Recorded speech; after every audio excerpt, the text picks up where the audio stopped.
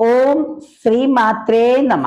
Sridevi astrological consultancy ചാനലിലേക്ക് ഏവർക്കും സ്വാഗതം.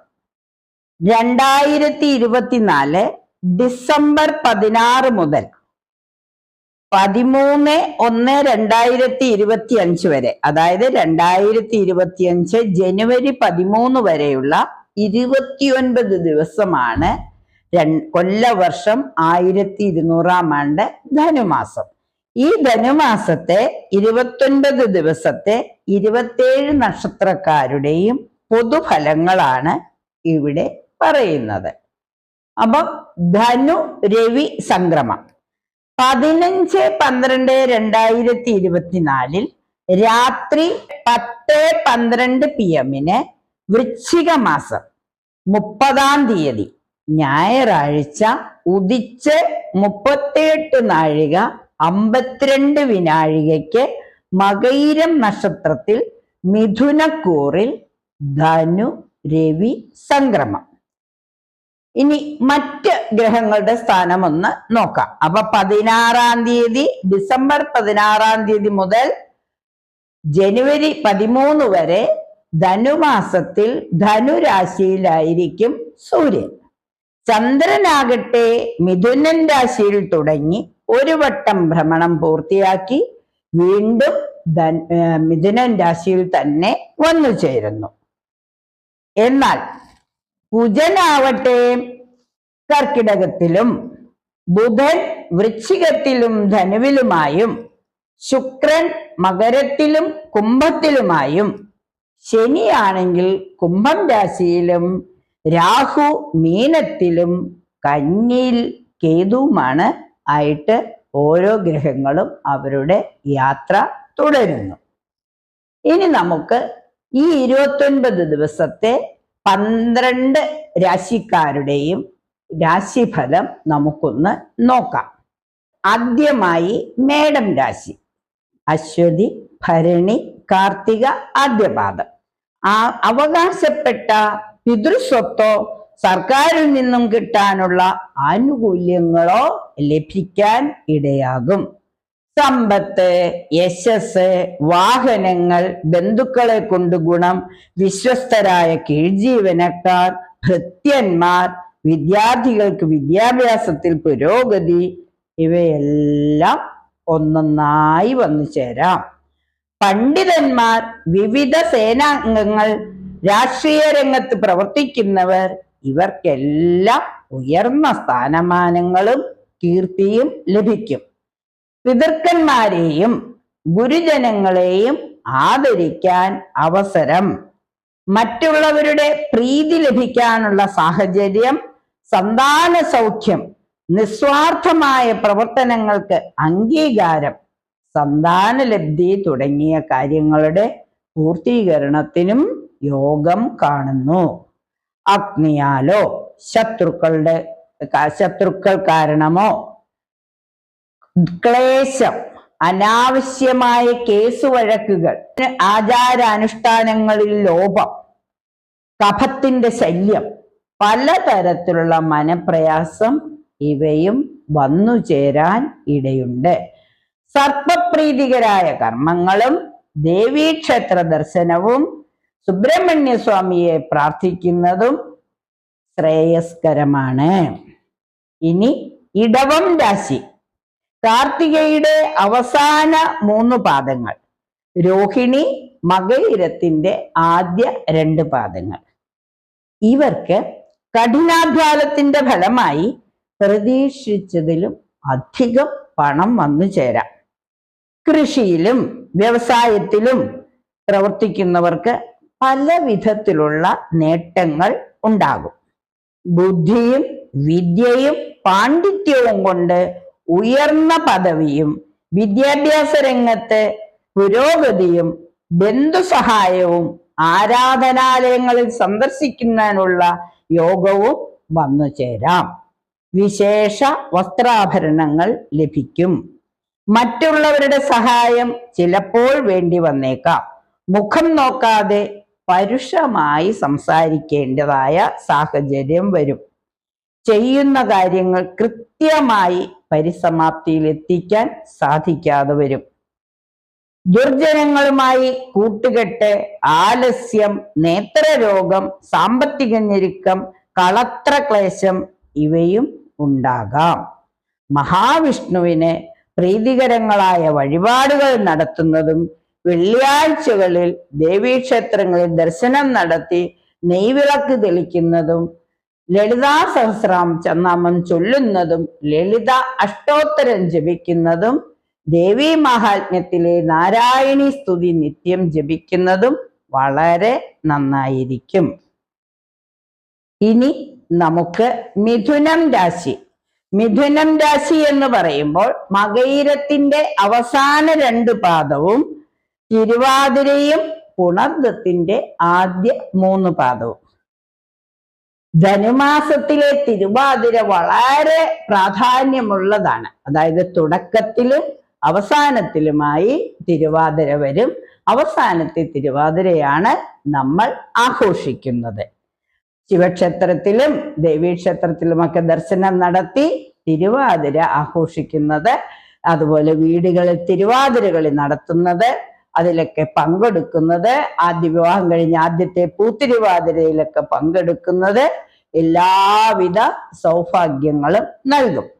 വിദ്യാർത്ഥികൾക്ക് അവരുടെ യോഗ്യതയ്ക്കനുസരിച്ചുള്ള ജോലിയിൽ പ്രതീക്ഷിക്കാം. അതായത് അവർ പഠിച്ചതിനനുസരിച്ചുള്ള ജോലി പ്രതീക്ഷിക്കാം. പൂർവികമായ സമ്പത്തുകൾ വന്നു ചേരാനും അത് അനുഭവിക്കാനും അല്പസ്വല്പം യോഗമുണ്ട്. നൂതനങ്ങളായ ഗാർഹികോപകരണങ്ങൾ സമ്പാദിക്കും. ഏർപ്പെടുന്ന സംരംഭങ്ങൾ തടസ്സം കൂടാതെ മുന്നോട്ട് കൊണ്ടുപോകും. വാക്സാമർഥ്യവും ഔദാര്യവും മറ്റുള്ളവരുടെ പ്രശംസയ്ക്ക് കാരണമാകും. പലതരത്തിലുള്ള ക്ലേശങ്ങൾ, അനർത്ഥങ്ങൾ, കാര്യതടസ്സം, ധനനഷ്ടം, പുത്രശോകം, ബന്ധുനാശം, നീചന്മാരിൽ നിന്നും അപമാനം, അനാവശ്യമായ കോപതാപം, അപവാദം ഇവയൊക്കെ സഹിക്കേണ്ടതായി വരും. അസംതൃപ്തമായ അനുഭവങ്ങൾ, അകാരണമായ കലഹം, വൃഥാ സഞ്ചാരം, സ്ഥാനഭ്രംശം, പാദം, നേത്രം, ശിരസ് എന്നിവിടങ്ങളിൽ കാര്യമല്ലാത്ത രോഗങ്ങൾ ഇവയ്ക്കും ഇടയുണ്ട്. സർപ്പപ്രീതി വരുത്തുന്നതും ശിവനെയും ശാസ്താവിനെയും പ്രാർത്ഥിക്കുന്നതും മണ്ഡലവിളക്കിനും അതുപോലെ മകരവിളക്കിനുമൊക്കെ ശബരിമല ക്ഷേത്രത്തിൽ ദർശനം നടത്തുന്നതും വഴിപാട് കഴിക്കുന്നതും ഒരുപാട് ഗുണഫലങ്ങൾ നൽകും. കർക്കിടകം രാശി. പുണർദത്തിന്റെ അവസാന പാദവും പൂയവും ആയില്യവും ചേരുന്ന 2 നക്ഷത്രം. ഉയർന്ന അധികാര പദവിയോ സ്ഥാനമാനങ്ങളോ ലഭിക്കാം. ധനലാഭം, പുതിയ ഭവനത്തിന്റെ നിർമ്മാണം, കുടുംബാംഗങ്ങൾക്ക് സൗഖ്യം ഇവയുണ്ടാകാം. സാഹിത്യരംഗത്ത് പ്രവർത്തിക്കുന്നവർക്ക് നല്ല അംഗീകാരങ്ങൾ ലഭിക്കുവാനുള്ള യോഗം കാണുന്നു. ഉന്നതന്മാരുടെ പ്രശംസയോ ഗുരുപ്രസാദമോ പുസ്തക പ്രകാശനമോ നടക്കുവാനുള്ള സാധ്യത കാണുന്നു. പ്രശസ്തി, കീർത്തി, പരോപകാര തൽപരത, ഏറെക്കാലമായി ബന്ധപ്പെടാതിരുന്ന ദൂരെയുള്ള ബന്ധുക്കളുമായി കൂടിച്ചേരാനുള്ള സാഹചര്യം ഇവയും വന്നു ചേരാം. വ്യവസായം, വ്യാപാരം ഇവയിലെല്ലാം എണ്ണപ്പെട്ടവർക്ക് നല്ല ലാഭവും വരുമാനവും പ്രതീക്ഷിക്കാം. അമിതമായ ചെലവ് സാമ്പത്തിക പരാധീനതയെ വരുത്തും. എന്നിരുന്നാലും വിശ്രമമില്ലാത്ത അധ്വാനവും കളത്ര ക്ലേശവും ആലസ്യവും ശാരീരിക അസ്വാസ്ഥ്യവും മേലധികാരികളുടെ നീരസവും അകാരണമായി കോപിക്കുകയോ പരിഭവിക്കുകയോ വേണ്ടിവരികയും നിർദോഷം, ഒരുതരം തലവേദന തുടങ്ങിയ ശാരീരിക അസ്വാസ്ഥ്യങ്ങൾ വന്നു ചേരാൻ ഇടയുണ്ട്. മഹാവിഷ്ണുവിന് ഇഷ്ടവഴിപാട് നടത്തുന്നതും ദുർഗാദേവിയെ പ്രാർത്ഥിക്കുന്നതും ശിവക്ഷേത്രത്തിൽ യഥാശക്തി വഴിപാട് കഴിക്കുന്നതും ഗണപതി ഭഗവാനെ പ്രാർത്ഥിക്കുന്നതും നന്നായിരിക്കും. ചിങ്ങം രാശി. മകം, പൂരം, ഉത്രത്തിന്റെ ആദ്യ പാദം. ഉയർന്ന വിദ്യാഭ്യാസം ലഭിക്കുന്നതിന് അവസരം കിട്ടും. പല വിധത്തിൽ ധനാഗമം ഉണ്ടാകും. അധികാര പദവിയും വാഹനവും വസ്ത്രവും ആഭരണങ്ങളും മറ്റുള്ളവരിൽ നിന്നും സന്തോഷം തരുന്ന അനുഭവങ്ങളും ഒത്തുചേരാം. കലാരംഗത്തുള്ളവർക്ക് പുതിയ പുതിയ അവസരങ്ങളും ബഹുമതിയും വിനയാന്വിതമായ പെരുമാറ്റത്താൽ പിതൃതുല്യവരായവരുടെയും ഗുരുജനങ്ങളുടെയും അനുഗ്രഹവും ബന്ധുക്കളിൽ നിന്നും സഹായവും ഗ്രഹത്തിൽ വിവാഹം തുടങ്ങിയ മംഗളകർമ്മങ്ങൾ ബുദ്ധിപൂർവമായ ഇടപെടലുകൾ കാരണം ഏർപ്പെടുന്ന കാര്യങ്ങളിൽ വിജയം ഇവയ്ക്കൊക്കെ യോഗമുണ്ട്. അപ്രതീക്ഷിതമായി കേസുകളിൽ പെടുന്നത് ഒരു മറക്കാനാവാത്ത ഒരു അനുഭവമായി വന്നേക്കാം. അമിതമായ പണച്ചിലവിന് ഇത് കാരണം ആകും. കള്ളന്മാരാലും അഗ്നിയാലും ജലത്താലും ക്ഷുദ്രജീവികളാലും എന്തെങ്കിലുമുള്ള ഒരു വിഷമം അനുഭവിക്കേണ്ടതായി വന്നേക്കാം. കർണ ഉദര ശിരോരോഗങ്ങളാൽ ശാരീരികമായ അസ്വാസ്ഥ്യങ്ങളും വന്നു ചേരാം.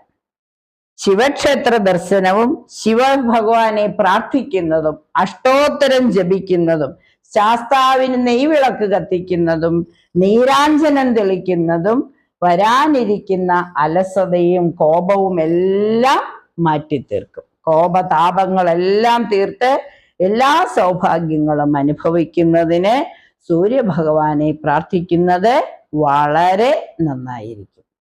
കന്നിക്കൂർ ഉത്രത്തിന്റെ അവസാന 3 പാദങ്ങളും അത്തവും ചിത്തിരയുടെ ആദ്യ 2 പാദങ്ങളും ചേരുന്നതാണ് കന്നിരാശി. ധനധാന്യ സമൃദ്ധിയും ഗ്രഹോപകരണങ്ങൾ, ഗ്രഹത്തിൽ ഐശ്വര്യം, കുടുംബാംഗങ്ങളുടെ സഹകരണം, സന്താന സുഖം, മേലധികാരികളുടെ വിശ്വാസം ഇവയൊക്കെ ലഭിക്കാം. സ്ഥലം മാറ്റം കാരണമായോ മറ്റോ ആൾപ്പാർപ്പ് കുറഞ്ഞ സ്ഥലത്തേക്ക് മാറി താമസിക്കേണ്ടതായോ വന്നേക്കാം. മറ്റുള്ളവരുടെ കാര്യത്തിൽ ഇടപെടേണ്ടതായി വരികയും ചെയ്യാം. ദാക്ഷിണ്യമില്ലാതെ പെരുമാറുന്നവനായും പിടിവാശിയും കർക്കശ സ്വഭാവവും കൊണ്ട് മറ്റുള്ളവരുടെ പ്രതിഷേധത്തെ നേരിടേണ്ടതായും വന്നേക്കാം. ഉത്സാഹക്കുറവ്, സ്ത്രീകൾ നിമിത്തം പലതരം ക്ലേശങ്ങൾ, സുഖകരമല്ലാത്ത ശാരീരിക സ്ഥിതി, ഭൂസ്വത്ത്, വാഹനം, ധനം ഇവയ്ക്കൊക്കെ ചില തരത്തിലുള്ള ചെറിയ ചെറിയ നഷ്ടങ്ങൾ, പാരവശ്യം, അപവാദം, ഭയം, ഓർമ്മക്കേട്, അശ്രദ്ധ, ധനനഷ്ടം, പലതരത്തിലുള്ള ചെറിയ ചെറിയ കഷ്ടങ്ങൾ വന്നു ചേരാം. ഗണപതി ഭഗവാനെ പ്രാർത്ഥിക്കുകയും മൂകാംബികാദേവി ക്ഷേത്രത്തിൽ ദർശനം നടത്തുന്നതും ചോറ്റാനിക്കര ഭഗവതിക്ക് നെയ്ദീപം തെളിക്കുന്നതും സർവദോഷങ്ങളും തീർത്തു തരും. തുലാരാശി. തുലാരാശി എന്ന് പറയുമ്പോൾ ചിത്തിരയുടെ അവസാന 2 പാദങ്ങളും ചോതിയും വിശാഖത്തിന്റെ ആദ്യ 3 പാദങ്ങളും ചേർന്നതാണ്. സർക്കാരിന്റെയോ സർക്കാർ സ്ഥാപനങ്ങളുടെയോ പ്രതിനിധിയോ വക്താവോ ആകാനുള്ള ഒരു യോഗം വരുന്നു. അതായത് സർക്കാർ സർവീസിൽ സ്ഥാനമാനങ്ങൾ ലഭിക്കുന്നതിനുള്ള യോഗം കാണുന്നു. പ്രതിഭയും പ്രവർത്തനവും മുൻനിർത്തി ബഹുമതികള്, നല്ല വിദ്യാഭ്യാസം, പല പ്രകാരത്തിൽ ധനാഗമം, വിദൂര സഞ്ചാരം, ഏർപ്പെടുന്ന കാര്യങ്ങളിലെല്ലാം വിജയം, ആചാര അനുഷ്ഠാനങ്ങളിൽ താല്പര്യം, സഹോദര സഹായം ഇവയൊക്കെ ഒന്നൊന്നായി വന്നു ചേരാം. കുടുംബത്തിൽ ഐശ്വര്യവും സന്തോഷവും സന്താന സൗഖ്യവും ഉണ്ടാകാം. പൈതൃകമായ ഭൂസ്വത്ത് നഷ്ടപ്പെടാനോ വിൽക്കാനോ ഇടവരാം. ക്ഷമയില്ലായ്മ, അനാവശ്യമായ വാഗ്വാദങ്ങൾ, അധമന്മാരെ ആശ്രയിക്കേണ്ടി വരിക, മറ്റുള്ളവരുടെ പരിഹാസമോ പരിഭവമോ കേൾക്കേണ്ടി വരിക, കർമ്മ വിഘ്നത, ദന്ത ഉദര സംബന്ധമായ അസ്വസ്ഥതകൾ മൂലം ശാരീരികമായി തളർച്ചയും ക്ഷീണവും അനുഭവപ്പെടാം. മഹാവിഷ്ണുവിനും മഹാലക്ഷ്മിക്കും അർച്ചനകൾ നടത്തി ഭാഗ്യസൂക്തവും ശ്രീസൂക്തവും ഒക്കെ അർച്ചന നടത്തുക, പുരുഷ സൂക്ത അർച്ചന നടത്തുക, വ്യാഴാഴ്ചകളിൽ വിഷ്ണുക്ഷേത്രത്തിലും വെള്ളിയാഴ്ചകളിൽ ദേവീക്ഷേത്രത്തിനും നെയ്വിളക്ക് കത്തിക്കുന്നത്, തുളസിമാല ഭഗവാന് സമർപ്പിക്കുന്നത്, ലളിതാ സഹസ്രനാമം ജപിക്കുന്നത്, ഇവയെല്ലാം ഗുണഫലങ്ങൾ നൽകും. വൃശ്ചിക രാശി. വിശാഖത്തിന്റെ അവസാന പാദവും അനിഴവും തൃക്കേട്ടയും ചേരുന്ന 2 നക്ഷത്രം. പരീക്ഷകളിലും ഇന്റർവ്യൂകളിലും ജയമുണ്ടാകും. ജോലി അന്വേഷിക്കുന്നവർക്ക് നല്ല ജോലി കിട്ടാൻ യോഗമുണ്ട്. പ്രവർത്തന മികവിനും പരീക്ഷകളിലെ ഉന്നത വിജയത്തിനും ആദരവും അനുമോദനങ്ങളും ലഭിക്കും. വാക്ചാതുര്യത്താലും ദാനധർമാദികളാലും മറ്റുള്ളവരുടെ പ്രീതി നേടും. കലാസാഹിത്യ രംഗത്തുള്ളവർക്കാണെങ്കിൽ പ്രശസ്തിയും അംഗീകാരവും താമ്രപത്രവും ലഭിക്കുമെന്ന് പറയുന്നത്, നല്ല അവാർഡുകളൊക്കെ ലഭിക്കാൻ യോഗമുണ്ടെന്ന് കാണുന്നു.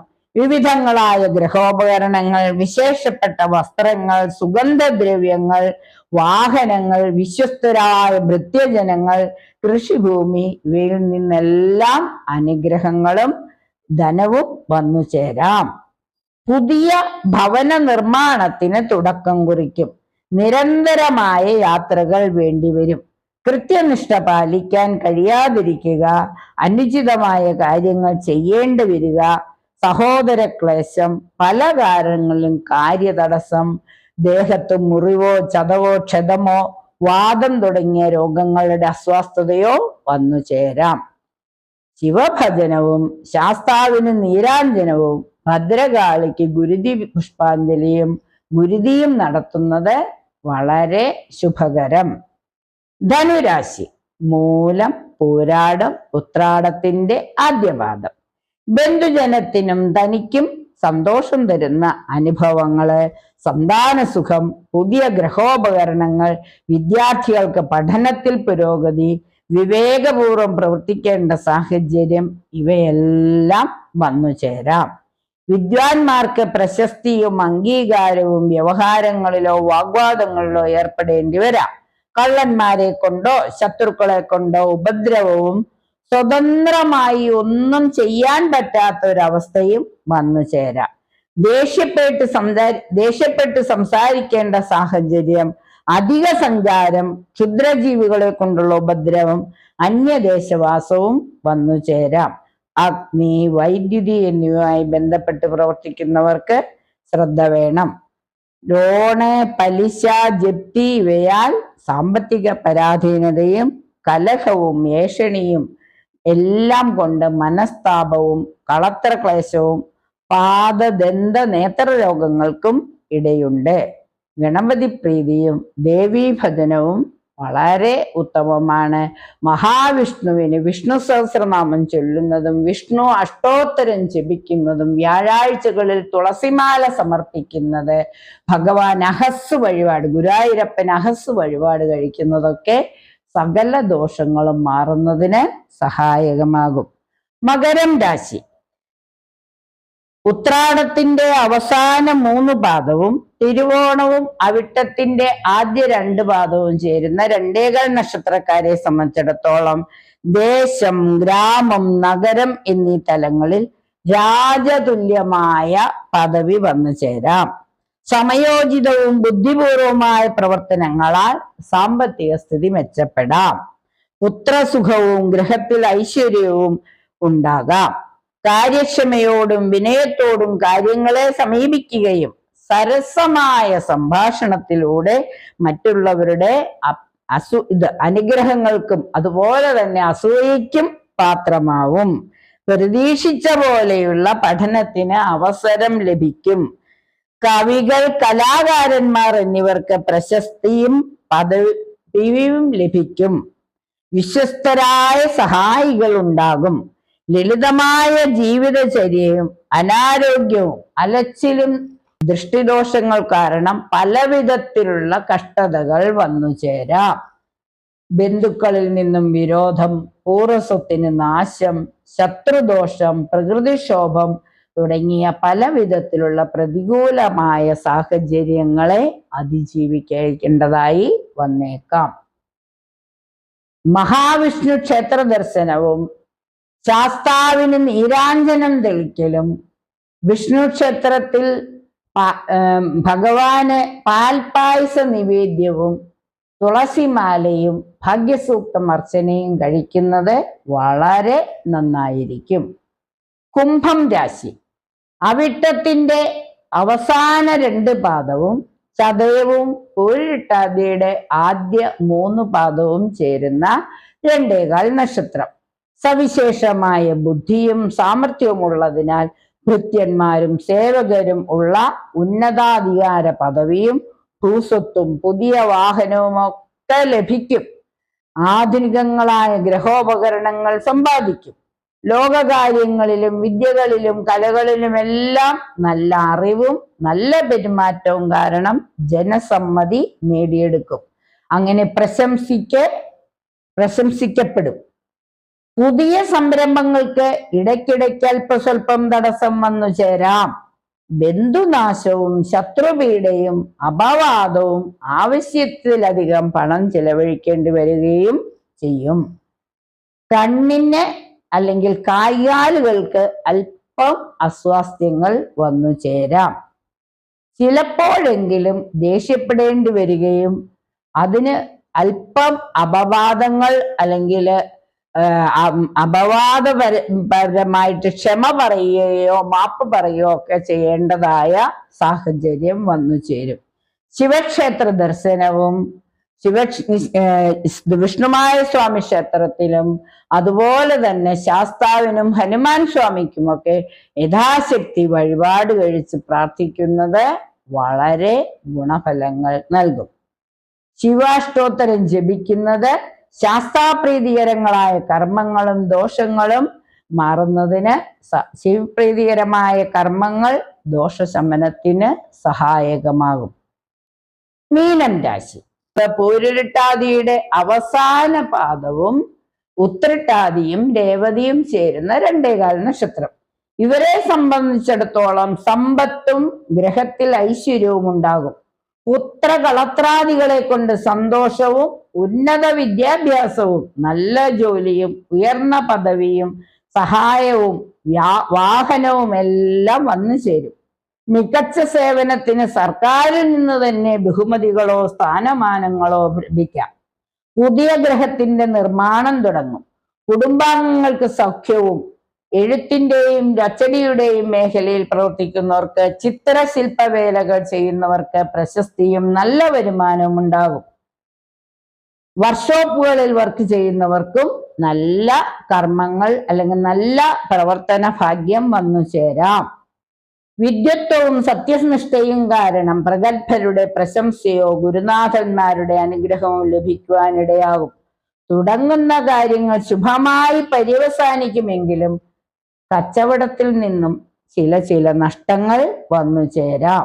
മറ്റുള്ളവരെ സഹായിക്കുന്നത് വഴി അല്പം പ്രശ്നങ്ങളിൽ ചെന്നുവിടാനുള്ള സാധ്യത ഉണ്ട്. ആചാരനിഷ്ഠങ്ങളും പിതൃക്ലേശവും മാതൃപിതൃ ദുരിതവും അനുഭവിക്കേണ്ടതായി വന്നേക്കാം. ആലസ്യവും ക്ലേശവും മാറ്റുന്നതിന് ശ്രീകൃഷ്ണസ്വാമിയെ പ്രാർത്ഥിക്കുന്നത്, ഗണപതി ഭഗവാന് വഴിപാട് കഴിക്കുന്നത്, നാഗദേവതകൾക്ക് സർപ്പബലിയോ അതല്ലെങ്കിൽ സർപ്പപൂജയോ നടത്തുന്നത് എല്ലാ ദോഷങ്ങളും മാറുന്നതിന് അനുഗ്രഹമാകും. 27 നക്ഷത്രക്കാർക്കും അനുയോജ്യമായ പ്രതിവിധികളാണ് പറഞ്ഞിരിക്കുന്നത്. എല്ലാവർക്കും ഈ ധനുമാസം ഏറ്റവും ഉത്കൃഷ്ടമായ ഒരു മാസമായി തീരുവാൻ സാധിക്കട്ടെ. ഭഗവതിയുടെ എല്ലാ അനുഗ്രഹവും എല്ലാവർക്കും ഉണ്ടാകട്ടെ എന്ന് ആശംസിച്ചുകൊണ്ട് നിർത്തുന്നു. നന്ദി, നമസ്കാരം.